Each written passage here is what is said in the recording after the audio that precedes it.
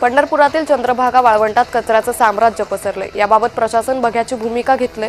वारकरी शिक्षण संस्थेच्या बालकीर्तनकारांनी लहान मुलांनी चंद्रभागा वाळवंटाची साफसफाई केली।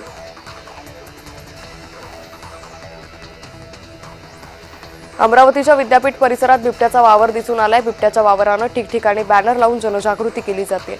त्यामुळे विद्यापीठ परिसरात फिरणं टाळावं असं आवाहन विद्यापीठाकडून करण्यात आले।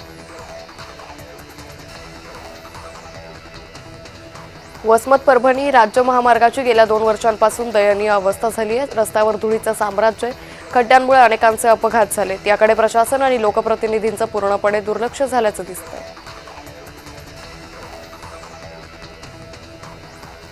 पुसेगाव इथल्या श्री सेवागिरी महाराजांच्या 78व्या पुण्यस्मरणानिमित्त यात्रेला सुरुवात झाली। मानाच्या झेंडा मिरवणुकीने सेवागिरी यात्रेला प्रारंभ झाला। यात्रेला महाराष्ट्रासह कर्नाटक, आंध्र प्रदेश या राज्यातूनही भाविक उपस्थित होते। भंडाराच्या निवासी उपजिल्हाधिकारी लीना फलके यांना निलंबित करण्याची मागणी केली आहे। गोसेखुर्द प्रकल्प बाधितांनी ही मागणी केली। अधिकाऱ्यांनी आंदोलनकर्त्यांसोबत असंवेदनशील आणि उद्धट वर्तन केल्याचा आरोप करण्यात आला।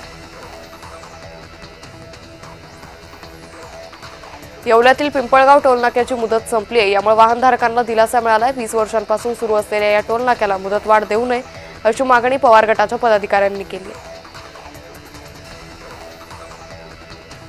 अमरावती नागपूर महामार्गावरील उड्डाणपुलाचं काम डोकेदुखी ठरतंय। रहाटगाव इथल्या असलेल्या उड्डाणपुलाच्या कामामुळे प्रचंड वाहतूक कोंडी होते।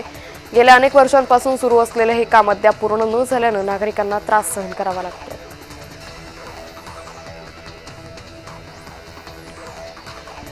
वाशिम इथं राष्ट्रीय ऊर्जा संवर्धन दिन साजरा करण्यात आला। SMC इंग्लिश स्कूल आणि राष्ट्रीय हरित सेनेच्या वतीनं ऊर्जा संवर्धनाबाबत जनजागृती करण्यात आली। सौर ऊर्जेसारख्या अक्षय ऊर्जा स्रोतांचा वापर, वीज बचत, पर्यावरण संरक्षण आणि दैनंदिन जीवनात ऊर्जा कार्यक्षमतेचं महत्त्व विद्यार्थ्यांना सांगण्यात आलं। कोरड्या विहिरीत पडलेल्या बिबट्याला 11 तासांच्या प्रयत्नांनंतर जेरबंद करण्यात आले। धुळे जिल्ह्याच्या भरवाडे शिवारातील कोरड्या विहिरीत बिबट्या पडला होता। रात्री 11:30 वाजेच्या सुमारास डाट मारल्याने बेशुद्ध झाल्यानंतर बिबट्याला जेरबंद करण्यात आले। धुळे शहरालगतच्या मोहाडी रेल्वे अंडरपासमध्ये जमिनीतून फुटलेले पाण्याचे झरे इतर प्रशासनाचं दुर्लक्ष आहे। यामुळे मोठी समस्या निर्माण झाली आहे। अंडरपासमधील पाणी उपसणारे दोन्ही पंप गेल्या काही दिवसांपासून बंद असल्यानं नैसर्गिक झऱ्यांमुळे साचलेल्या पाण्यातून वाट काढताना एका अंत्ययात्रेच्या वाहनाला मोठी कसरत करावी लागली।